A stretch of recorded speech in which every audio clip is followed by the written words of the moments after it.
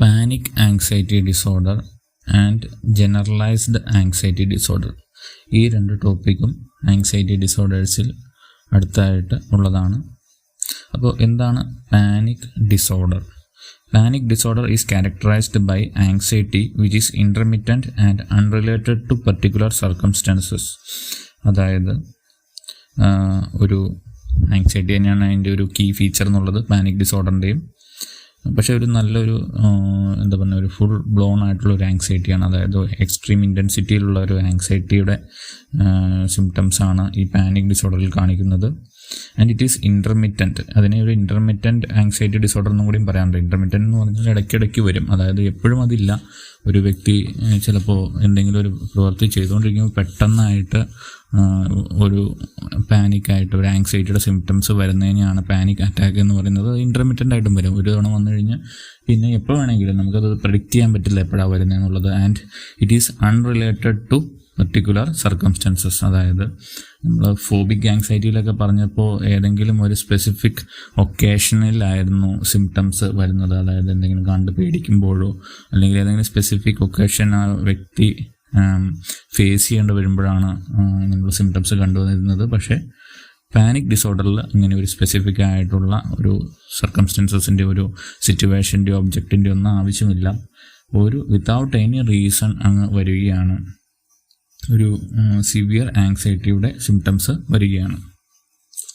അപ്പോൾ അതിൻ്റെ ഒരു സെൻട്രൽ ഫീച്ചേഴ്സ് എന്ന് പറഞ്ഞിട്ടുണ്ടെങ്കിൽ സഡൻ ആങ്സൈറ്റി തന്നെയാണ് അതിനകത്ത് ഏറ്റവും ഇമ്പോർട്ടൻ്റ് ആയിട്ടുള്ളത്. സഡൻ ആങ്സൈറ്റി, ഫിസിക്കൽ സിംറ്റംസ്, ഫിയറിനുള്ള ഫിസിക്കൽ സിംറ്റംസ് പോലെയുള്ള സിംറ്റംസും അതിൻ്റെ കൂടെ തന്നെ ഉണ്ടാവും. അതുകൂടാതെ പേഷ്യൻറ്റിന് ഒരു ഹാർട്ട് അറ്റാക്ക് വരികയാണെന്നുള്ള തോന്നലോ അല്ലെങ്കിൽ നെഞ്ചിൻ്റെ അവിടെ ഒരു വേദനയും ഒരു ഭാരവും പാൽപിറ്റേഷൻ ഇങ്ങനെയുള്ള ഫീലിംഗ് ഒക്കെ വന്നിട്ട് ആ വ്യക്തി ഇപ്പം മരിച്ചു പോകുമോ എന്നുള്ള രീതിയിലുള്ളൊരു ഉത്കണ്ഠ വരുന്ന ഒരു സ്റ്റേജ് തന്നെയാണ് പാനിക് ആങ്സൈറ്റി ഡിസോർഡറിൽ ഉള്ളത്.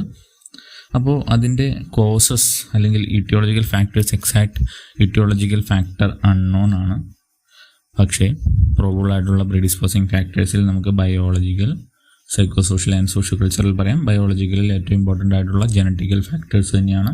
അതായത് പേരൻസ് ആങ്ഷ്യസോ അങ്ങനെയുള്ള ഇങ്ങനെയുള്ള ഏതെങ്കിലും ഒരു ഡിസോർഡറിന് ഉണ്ടായിട്ടുള്ള പേരൻസ് ആണെങ്കിൽ അവരുടെ മക്കൾക്കും ഇങ്ങനെയുള്ള ഡിസോർഡർ ഉണ്ടാകാനുള്ള ചാൻസ് വളരെ കൂടുതലാണ്. പിന്നെ ഫാമിലി എൻവയോൺമെൻറ്റ് ഒരു ഇമ്പോർട്ടൻ്റ് ആണ്. അതായത് ഒരു കുട്ടി വളർന്നു വരുമ്പോൾ അവരുടെ പേരൻസ് ഉത്കണ്ഠയോടുകൂടി ജീവിക്കുന്നതാണ് കണ്ടുവരുന്നതെങ്കിൽ ആ കുട്ടിയും ഉത്കണ്ഠയ്ക്ക് അടിമപ്പെട്ടു പോകാനുള്ള ചാൻസ് വളരെ കൂടുതലാണ്. അതൊരു ഫാക്ടറാണ്. പിന്നെ ബയോകെമിക്കൽ ഫാക്ടേഴ്സിൽ നമ്മൾ ഡിസ്കസ് ചെയ്തിരുന്നു. ഗാമോ അമിനോ ബ്യൂട്രിക് ആസിഡ് എന്ന ന്യൂറോ ട്രാൻസ്മിറ്റർ നമുക്ക് ഒരു റിലാക്സേഷൻ ഫീലിംഗ് തരാൻ സഹായിക്കുന്ന ന്യൂറോ ട്രാൻസ്മിറ്റർ ആയിരുന്നു. അപ്പോൾ ഇങ്ങനെയുള്ള പാനിക് ഡിസോർഡറിൽ ഗാമോ അമിനോ ബ്യൂട്രിക് ആസിഡിൻ്റെ അളവ് കുറഞ്ഞതായിട്ട് കാണപ്പെടുന്നുണ്ട്. സൈക്കോ സോഷ്യൽ ഫാക്ടേഴ്സിൽ നമുക്ക് പറയാം മാലഡാപ്റ്റീവ് ലേണിംഗ് ആയിട്ടുള്ളതുണ്ട്. ഡിക്രീസ്ഡ് എക്സ്പീരിയൻസ്, ലൈഫ് എക്സ്പീരിയൻസ്, അതായത് ജീവിതത്തിൽ അധികം അനുഭവങ്ങൾ കിട്ടാതെ വരിക, decreased life experience, over stress, frustration, ഇതെല്ലാം അതിന് കാരണമായിട്ട് മാറാം. സോഷ്യോ കൾച്ചറൽ ഫാക്ടേഴ്സിൽ other factors like cultural bounding, നമ്മുടെ area where we are living in, അതൊക്കെ പല ഫാക്ടറുകളും അതിനെ ട്രിഗർ ചെയ്തേക്കാം. And the clinical features include shortness of breath, അതായത് ശ്വാസം വലിക്കാൻ ബുദ്ധിമുട്ട്, നമുക്ക് ഒരു സഫോക്കേഷൻ ഫീലിംഗ് അല്ലെങ്കിൽ ഒരു ചോക്കിംഗ് ഫീലിംഗ് അനുഭവപ്പെടാം, ചെസ്റ്റ് പെയിൻ അല്ലെങ്കിൽ ചെസ്റ്റ് ഡിസ്കംഫർട്ട് അനുഭവപ്പെടാം, ഹാർട്ട് ബീറ്റ് അതിൻ്റെ ഒരു ഇൻറ്റൻസിറ്റി കൂടുകയും പാൽപിറ്റേഷൻ ഫീലിംഗ് നമുക്ക് അനുഭവപ്പെടാം, sweating, dizziness, tremors, numbness, depersonalisation or derealisation. Depersonalisation നമുക്കറിയാം, നമ്മുടെ ആത്മാവ് നമ്മളിൽ നിന്ന് പുറത്തു പോയി എന്നുള്ള ഫീലിംഗ്, അതായത് നമ്മുടെ ഒരു ജീവൻ നഷ്ടപ്പെട്ടു പോയി എന്നുള്ളൊരു ഫീലിംഗ് ആണ് അവിടെ ആ വ്യക്തി അനുഭവപ്പെടുന്നത്. ഡീറിയലൈസേഷൻ എന്ന് പറഞ്ഞാൽ ചുറ്റും എന്തോ ഒരു സാധനം, ഒന്നിനും ജീവനില്ല, എന്തോ ഒരു ജീവശവം പോലെയുള്ള അല്ലെങ്കിൽ ആത്മാവ് നഷ്ടപ്പെട്ട ലോകം എന്നുള്ള ഫീലിംഗ് ഒക്കെ വന്നേക്കാം. ആരും എന്നെ സഹായിക്കാനില്ല എന്നുള്ളൊരു തോന്നലൊക്കെ വന്നേക്കാം. Fear of dying, fear of being out of control, ഇങ്ങനെയുള്ള കാര്യങ്ങളൊക്കെയാണ് മേജറായിട്ടുള്ള സിംറ്റംസ്. അത് നമ്മൾ നേരത്തെ ഫോബിയയിലൊക്കെ പഠിച്ചിട്ടുള്ള സെയിം ഫീച്ചേഴ്സ് തന്നെയാണ്. നമുക്ക് തന്നെ അറിയാം ഉത്കണ്ഠ വരുമ്പോൾ ഒരു വ്യക്തിക്ക് എങ്ങനെയാണ് എന്നുള്ള കാര്യം നമുക്ക് അറിയാം. അതിൻ്റെ ഡയഗ്നോസിസ് എന്ന് പറഞ്ഞിട്ടുണ്ടെങ്കിൽ സ്പെസിഫിക് ആയിട്ട് എന്തെങ്കിലും ഓർഗാനിക് റീസൺ ഉണ്ടോ എന്നുള്ളതൊന്ന് ഐഡൻറ്റിഫൈ ചെയ്യണം. ഗ്ലൂക്കോസ് ലെവലൊക്കെ ഒന്ന് മെയിൻറ്റെയിൻ ചെയ്തിട്ടുണ്ടോ, അല്ലെങ്കിൽ ഹൈപ്പോഗ്ലൈസീമിയ വരുമ്പോഴും ഇങ്ങനെയുള്ള സർട്ടൻ സിംറ്റംസ് വന്നേക്കാം, അല്ലെങ്കിൽ ഹൈപ്പർ തൈറോയിഡിസം വരുമ്പോൾ അതിൻ്റെ അനന്തരഫലമായിട്ടും ഇങ്ങനെയുള്ള സിംറ്റംസ് വന്നേക്കാം. അപ്പോൾ അതൊക്കെ ഒന്ന് അനലൈസ് ചെയ്യുക. അല്ലെങ്കിൽ ഏതെങ്കിലും സബ്സ്റ്റൻസ് അബ്യൂസോ അല്ലെങ്കിൽ എന്തെങ്കിലും ഇൻടോക്സിക്കേഷൻ, എന്തെങ്കിലും കഞ്ചാവോ ഇങ്ങനെയുള്ള മരുന്നുകൾ എന്തെങ്കിലും അവർ വലിച്ചിട്ടുണ്ടോ, അല്ലെങ്കിൽ എന്തെങ്കിലും LSD പോലുള്ള ഹാലൂസിനോജൻസ് ഇങ്ങനെയുള്ള ഐറ്റംസ് എന്തെങ്കിലും അവർ യൂസ് ചെയ്തിട്ടുണ്ടോ എന്നുള്ളതും കൂടി നമ്മൾ ഉറപ്പുവരുത്തണം. കാരണം നമ്മളൊരു വ്യക്തിക്ക് ഇങ്ങനെ വന്ന് അതിനെ ഹോസ്പിറ്റലിലേക്ക് കൊണ്ടുവന്ന് കഴിഞ്ഞിട്ടുണ്ടെങ്കിൽ ഡയറക്റ്റ്ലി പാനിക് അറ്റാക്ക് എന്നൊന്നും നമുക്ക് പറയാൻ പറ്റില്ല. ഇതെന്താണ് എന്നുള്ള ഒരു അണ്ടർലൈൻ കോസ് മനസ്സിലാക്കണം. അത് ക്ലിയർ ആയതിനു ശേഷം മാത്രമേ ആ ഒരു ഡയഗ്നോസിസിലേക്ക് എത്തിച്ചേരാൻ കഴിയുകയുള്ളൂ. അതിൻ്റെ ട്രീറ്റ്മെൻറ്റ് മൊഡാലിറ്റീസ് പാനിക് ഡിസോർഡറിൻ്റെ ട്രീറ്റ്മെൻറ്റ് മൊഡാലിറ്റീസ് മെയിൻലി ഗാബ എന്ന ന്യൂറോ ട്രാൻസ്മിറ്ററിനെ കൂട്ടുന്ന രീതിയിലുള്ള മെഡിസിൻസ് ആണ്. അതിന് ബെൻസോഡൈസിപ്പൈൻ, ആൻറ്റി ആങ്സൈറ്റി ഡ്രഗ് എന്ന കാറ്റഗറിയിൽ വരുന്ന ബെൻസോഡൈസിപ്പൈൻസ്, അൽപ്രാസോലാം, ക്ലോണാസിപ്പാം ഇങ്ങനെയുള്ള മരുന്നുകൾ ഒക്കെയാണ് കൊടുക്കുന്നത്. അതിനു പുറമെ ആൻറ്റി ഡിപ്രസൻസ് മരുന്ന് പൊതുവെ കൊടുക്കാറുണ്ട്. ദെൻ ബീറ്റാ ബ്ലോക്കേഴ്സ് കൊടുക്കുന്നത് എന്തിനാണെന്ന് പറഞ്ഞിട്ടുണ്ടെങ്കിൽ പേഷ്യൻറ്റിന് ഹൈ പാൽപിറ്റേഷൻ ഫീൽ ചെയ്യുന്നതുകൊണ്ട് ഈ ആങ്സിയോലൈറ്റിക് ഡ്രഗ്സ് ഒന്നും കൊടുത്തിട്ടും ആ ഒരു പാൽപിറ്റേഷൻ ഫീലിംഗ് കുറയുന്നില്ല എന്നുള്ള അവസ്ഥയിലാണ് ബീറ്റാ ബ്ലോക്കേഴ്സ് ഒക്കെ പ്രൊവൈഡ് ചെയ്യുന്നത്. അതാണ് ഫാർമക്കോളജിക്കൽ മാനേജ്മെൻറ്റ്. അതിനുശേഷം ബിഹേവിയറൽ മാനേജ്മെൻറ്റ് അല്ലെങ്കിൽ ബിഹേവിയറൽ തെറാപ്പീസിൽ അല്ലെങ്കിൽ സൈക്കോ സോഷ്യൽ തെറാപ്പീസിൽ റിലാക്സേഷൻ ട്രെയിനിങ്ങിൽ meditation, deep breathing exercises, progressive muscle relaxation techniques ഇതൊക്കെ പഠിപ്പിക്കുന്നു. പോസിറ്റീവ് റീഇൻഫോഴ്സ്മെൻറ്റ്, നല്ല രീതിയിൽ അവരെ മാനേജ് ചെയ്ത് നല്ല രീതിയിൽ അവരുടെ ആ സിറ്റുവേഷൻ ഹാൻഡിൽ ചെയ്യുകയാണെങ്കിൽ അവർക്ക് ഒരു പോസിറ്റീവ്ലി റീഇൻഫോഴ്സ് ചെയ്യുന്നു. ലിസണിങ് ടു കാം മ്യൂസിക്, അതായത് നല്ല കാം ആൻഡ് ക്വയറ്റ് ആയിട്ടുള്ള മ്യൂസിക് അവരെ കാം ആൻഡ് ക്വയറ്റ് എന്ന് പറഞ്ഞിട്ടുണ്ടെങ്കിൽ നല്ല മെലഡീസ് ആയിട്ടുള്ള രീതിയിൽ ഇരിക്കുന്ന ഒരു സൂദനിങ് മ്യൂസിക് അവരെ കേൾപ്പിക്കുന്നു. അപ്പോൾ അവർക്കൊരു സെൻസ് ഓഫ് റിലീഫ് ഫീൽ ചെയ്തേക്കാം. അപ്പോൾ ഇതൊക്കെയാണ് മേജറായിട്ടുള്ള ഒരു points to remember in panic anxiety disorder. അതിൽ തന്നെ വേറെ ഒരെണ്ണം ഞാനിപ്പോൾ പറഞ്ഞിരുന്നു, ജനറലൈസ്ഡ് ആങ്സൈറ്റി ഡിസോർഡർ. അപ്പോൾ what is the difference between panic anxiety disorder and generalized anxiety disorder? Panic anxiety disorder എന്ന് പറഞ്ഞിട്ടുണ്ടെങ്കിൽ ഒരു ഇൻ്റർമിറ്റൻ്റ് ആയിട്ട് ഒരു ഹൈ ഇൻറ്റൻസിറ്റിയിലുള്ള ആങ്സൈറ്റിയുടെ വരവാണ്. ജനറലൈസ്ഡ് ആങ്സൈറ്റി ഡിസോർഡർ അങ്ങനെയല്ല, എപ്പോഴും ഒരു ഫ്രീ ഫ്ലോട്ടിംഗ് ആങ്സൈറ്റി എന്ന് പറയാം. അതായത് ആ വ്യക്തിക്ക് എപ്പോഴും ഒരു ഉത്കണ്ഠയാണ്, എന്തിനെക്കുറിച്ചും ഉത്കണ്ഠ. അതായത് ഇന്ന് ഞാൻ ഓഫീസിൽ പോവുകയാണെങ്കിൽ എനിക്ക് ബസ് കിട്ടുമോ, ബസ്സിൽ എന്തെങ്കിലും പ്രശ്നം ഉണ്ടാവുമോ, ഓഫീസിൽ ചെന്ന് എന്നെക്കൊണ്ട് ശരിക്കും കാര്യങ്ങൾ ചെയ്യാൻ കഴിയുമോ, എൻ്റെ കൊച്ചിപ്പോൾ LKG പഠിക്കുന്നു, അതിന് ഭാവി എന്താവും, അതിന് നല്ലൊരു ഭാവിയിൽ എനിക്ക് പഠിപ്പിച്ചെടുക്കാൻ പറ്റുമോ, അങ്ങനെയുള്ള ആവശ്യവുമില്ല. എല്ലാവർക്കും ചെറിയ തോതിലുള്ള ഉത്കണ്ഠ ഉണ്ടെങ്കിലും ഈ ഉത്കണ്ഠ മൂലം ആ വ്യക്തിക്ക് ഒന്നും ചെയ്യാൻ കഴിയുന്നില്ല എന്നുള്ളൊരു അവസ്ഥയിലേക്ക് എത്തിച്ചേരുകയാണ്. അപ്പോൾ എപ്പോഴും ഉത്കണ്ഠ ആ വ്യക്തിയുടെ മനസ്സിൽ അലതല്ലുകയാണ്. അതാണ് ജനറലൈസ്ഡ് ആങ്സൈറ്റി ഡിസോർഡർ എന്ന് പറയുന്നത്. Generalised anxiety disorder are those in which anxiety is unvarying and persistent എന്നുള്ള രീതിയിൽ പറയാം. മറ്റേത് ഇൻ്റർമിറ്റൻ്റ് ആയിരുന്നു, ഇത് ഓൾവേസ് ഇറ്റ് ഈസ് പെർസിസ്റ്റൻറ്റ് എന്നുള്ള രീതിയിൽ നമുക്ക് പറയാൻ കഴിയും. അതിൻ്റെ ക്ലിനിക്കൽ ഫീച്ചേഴ്സും ഇതൊക്കെ തന്നെയാണ്.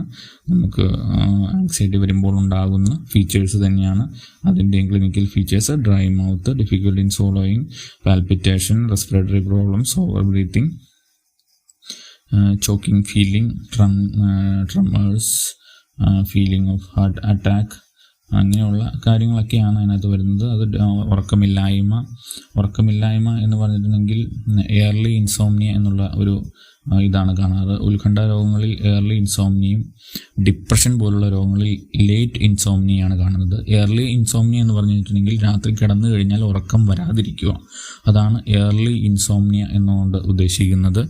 അത് ആങ്സൈറ്റി പോലുള്ള ഉത്കണ്ഠ രോഗങ്ങളിൽ കോമൺ ആയിട്ട് കാണുന്നതാണ്.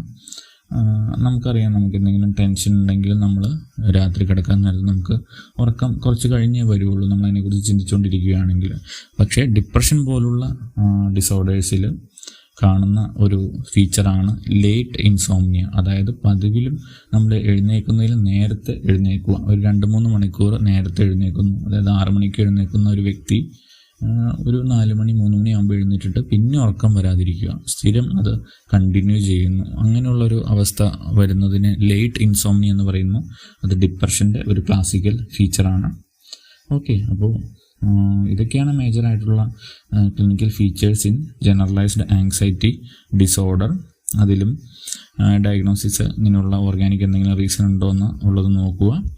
അല്ലെങ്കിൽ ICD ക്രൈറ്റീരിയ അനുസരിച്ച് എത്ര നാൾ ഇത് കണ്ടിന്യൂ ചെയ്തു എന്നുള്ളതും ആ വ്യക്തിക്ക് ഉണ്ടാകുന്ന ഡിഫറെൻറ്റ് റേറ്റിംഗ് സ്കെയിൽസ് ഉണ്ട്. ആ റേറ്റിംഗ് സ്കെയിൽ വെച്ച് അനലൈസ് ചെയ്ത് അവരെ ഡയഗ്നോസ് ചെയ്യുന്നു. അവർക്കും ഡ്രഗ്സ് ആയിട്ട് കൊടുക്കുന്നത് ഇതുപോലെ തന്നെ ഗാബ ലെവൽ ഇൻക്രീസ് ചെയ്യാനുള്ള ആൻറ്റി ആങ്സൈറ്റി ഡ്രഗ്സും അതിനോടൊപ്പം anti depressant drugs. And along with that, if the person is having strong palpitation which is not controllable by this type of anti-anxiety drugs, we have to administer beta blockers. Behavior therapy, relaxation technique അവരെ പഠിപ്പിക്കുന്നു. Yoga, meditation, Jacobson muscle relaxation techniques, breathing exercises ഒക്കെ പഠിപ്പിക്കുന്നു. അതോടുകൂടെ തന്നെ അവരെ നമ്മൾ listening to music, അവരെ പാട്ട് കേൾക്കാൻ അനുവദിക്കുന്നു. അതുകൂടാണ്ട് അവരോട് സ്ട്രോങ്ലി അവരോട് വെന്റിലേറ്റ് ചെയ്ത് അവരുടെ ഇന്നർ ഫീലിങ്സ് പറയാനും അവരോട് കൂടുതൽ സമയം ചെലവഴിക്കുകയും ചെയ്യുമ്പോൾ അവർക്ക് ഒരു കംഫർട്ട് ഫീലിംഗ് വന്നേക്കാം.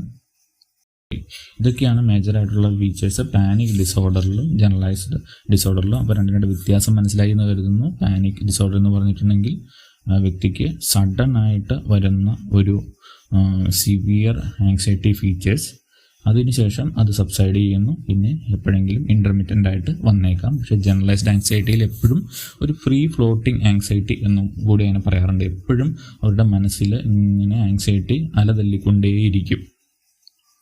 അപ്പോൾ അതിൻ്റെ നഴ്സിംഗ് മാനേജ്മെൻറ്റിലേക്ക് കിടക്കുകയാണെങ്കിൽ, നഴ്സിംഗ് മാനേജ്മെൻറ്റ് അതിനകത്ത് nursing diagnosis, first one is panic anxiety related to real or perceived threat to biological integrity or self-concept evidenced by various physical and psychological manifestation. അപ്പോൾ പാനിക് ആങ്സൈറ്റി എന്നുള്ളത് തന്നെയാണ് അതിൻ്റെ ഫസ്റ്റ് ഡയഗ്നോസിസ് ആയിട്ട് നമ്മൾ എഴുതുന്നത്. അപ്പോൾ അതിൻ്റെ ഇൻ്റർവെൻഷൻ എന്നുള്ള രീതിയിൽ സ്റ്റേ വിത്ത് ദി പേഷ്യൻ്റെ കൂടെ നമ്മൾ കൂടുതൽ സമയം ചിലവഴിക്കുക, അവർ റീഅഷർ ചെയ്യുക, പോസിറ്റീവ്ലി എൻകറേജ് ചെയ്യുക, maintain A calm non threatening environment, അല്ലെങ്കിൽ ആ ഒരു എൻവയോൺമെൻറ്റ് എപ്പോഴും കാം ആൻഡ് ക്വൈറ്റ് ആയിട്ട്, അല്ലെങ്കിൽ അവർക്ക് അവിടെ ഒരു ആങ്സൈറ്റി ഉളവാക്കുന്ന രീതിയിലുള്ള ഒരു സിറ്റുവേഷൻ ഒന്നും ആയിരിക്കരുത്. അല്ലാതെ എപ്പോഴും ബസ് പോവുക, വണ്ടി പോവുക, ആൾക്കാർ എപ്പോഴും വരുന്നു പോകുന്നു, അല്ലെങ്കിൽ ആംബുലൻസിൻ്റെ സൈറൺ അടിക്കുന്നു, ഇങ്ങനെയൊക്കെയുള്ള സൗണ്ട് കേട്ടുകൊണ്ടിരിക്കുകയാണെങ്കിൽ ആ വ്യക്തിക്ക് ഉത്കണ്ഠ കൂടാനുള്ള ചാൻസാണ്. അപ്പം അങ്ങനെയുള്ള കാര്യങ്ങളെല്ലാം ഒഴിവാക്കുക. സിമ്പിൾ വേർഡ്സിൽ അവരോട് സംസാരിക്കുക. കോംപ്ലിക്കേറ്റഡ് മെഡിക്കൽ ടേംസ് ഒന്നും യൂസ് ചെയ്ത് അവരെ കൺഫ്യൂസ് ചെയ്യാതെ സിമ്പിൾ അവരുടെ ലെവൽ ഓഫ് അണ്ടർസ്റ്റാൻഡിങ് അനുസരിച്ച് അവരോട് സംസാരിക്കുക. പിന്നെ മെഡിസിൻസ് ഡോക്ടേഴ്സിൻ്റെ പ്രിസ്ക്രിപ്ഷൻ അനുസരിച്ച് അഡ്മിനിസ്റ്റർ ചെയ്യുക. ലെവൽ ഓഫ് ആങ്സൈറ്റി മനസ്സിലാക്കുക. അവരെ റിലാക്സേഷൻ ടെക്നിക്സ് ഒക്കെ പഠിപ്പിച്ച് അവരെ അത് പ്രാക്ടീസ് ചെയ്യാനും അവരെ എൻകറേജ് ചെയ്യുക എന്നുള്ളതാണ് ഇതിനകത്തുള്ള nursing intervention. Next, nursing diagnosis, that is powerlessness related to impaired cognition evidenced by verbal expression of lack of control over life situation and non-participation in decision making related to own care or significant life issues. അതായത് ഒരു powerlessness feeling, അതായത് എന്നെ കൊണ്ട് ഒരു കാര്യത്തിനും കൊള്ളില്ല, ബർത്ത്ലെസ്നെസ്സിനോട് കൂടെ തന്നെ ചേർന്ന് നിൽക്കുന്നതാണ് പവർലെസ്നെസ്സിനെ കൊണ്ട്. ഒരു ഡിസിഷൻ എടുക്കാനുള്ള എബിലിറ്റി ഇല്ല എന്നുള്ളൊരു തോന്നൽ അവർക്ക് വരികയാണ്. അപ്പോൾ അതിന് കൊടുക്കാൻ പറ്റുന്ന ഒരു ഇൻ്റർവെൻഷൻ എന്നുള്ള രീതിയിൽ നമുക്ക് പറയുകയാണെങ്കിൽ, allow the patient to take as much as responsibility as possible. അതായത് പേഷ്യൻ്റ് എത്രമാത്രം അവർക്കൊരു കാര്യങ്ങൾക്ക് റെസ്പോൺസിബിലിറ്റി എടുക്കാൻ പറ്റുമോ അത് കാര്യങ്ങളെല്ലാം അവരെ ഏൽപ്പിക്കുക. അതായത് അവരുടെ സെൽഫ് കെയർ ആക്ടിവിറ്റീസ് അല്ലെങ്കിൽ ചെറിയ ചെറിയ വാർഡ് റൊട്ടീനിലുള്ള കാര്യങ്ങളിലെല്ലാം അവരെ ഇൻവോൾവ് ചെയ്യിച്ച് അവരെ ഓരോരോ ഡിസിഷൻ അല്ലെങ്കിൽ ഓരോ കാര്യങ്ങൾ ചെയ്യാൻ അവരെ എൻകറേജ് ചെയ്യുക. Always assist the patient to set realistic goals, അതായത് ഓരോ സ്പെസിഫിക് ആയിട്ടുള്ള ഗോൾസ് പേഷ്യൻറ്റിനോട് കൂടി ഡിസ്കസ് ചെയ്ത് പ്ലാൻ ചെയ്യുക. അത് അവരെ അറ്റൈൻ ചെയ്യാൻ അവരെ ഹെൽപ്പ് ചെയ്യുക അല്ലെങ്കിൽ അവരുടെ കൂടെ തന്നെ അക്കമ്പനി ചെയ്യുക എന്നുള്ളതാണ്. ദെൻ അവരുടെ ഓരോ ജീവിതത്തിൽ ഉള്ള ഓരോ കാര്യങ്ങളുടെ അളവുകളെല്ലാം നോക്കി അതിനോട് എന്തൊക്കെ രീതിയിൽ അവർക്ക് ഒരു ഡിസിഷൻ മേക്കിംഗ് എടുക്കാൻ പറ്റും എന്നുള്ള രീതിയിൽ അവരോട് ചോദിക്കുക. അവരോട് എന്തെങ്കിലും ചെറിയ ചെറിയ കാര്യങ്ങളിൽ ഡിസിഷൻസ് എടുക്കുന്നതിൽ അവരെ പ്രോത്സാഹിപ്പിക്കുക. ഡിസിഷൻസ് എടുത്ത് തെറ്റിപ്പോയാലും അവരെ നിരുത്സാഹപ്പെടുത്താതിരിക്കുക. അവരെ always we have to encourage the person. അപ്പോൾ അങ്ങനെ ഇതോടുകൂടി അതിൻ്റെ മരുന്നുകളും, അതായത് മെഡിസിനും ബാക്കിയുള്ള റിലാക്സേഷൻ ട്രെയിനിങ്ങുകളും എല്ലാം കഴിയുമ്പോൾ തന്നെ ആ വ്യക്തിക്ക് കൂടുതൽ ഒരു ഉണർവ് ഫീൽ ചെയ്ത് നോർമൽ ജീവിതത്തിലേക്ക് തിരിച്ചു വന്നേക്കാം. അപ്പോൾ ന്യൂറോസിസ് എന്ന ഒരു കണ്ടീഷനിൽ തന്നെ വരുന്നതാണ് ഈ പറഞ്ഞ ജനറലൈസ്ഡ് ആങ്സൈറ്റി ഡിസോർഡറും പാനിക് ആങ്സൈറ്റി ഡിസോർഡറും. Okay, hope you have understood the topic.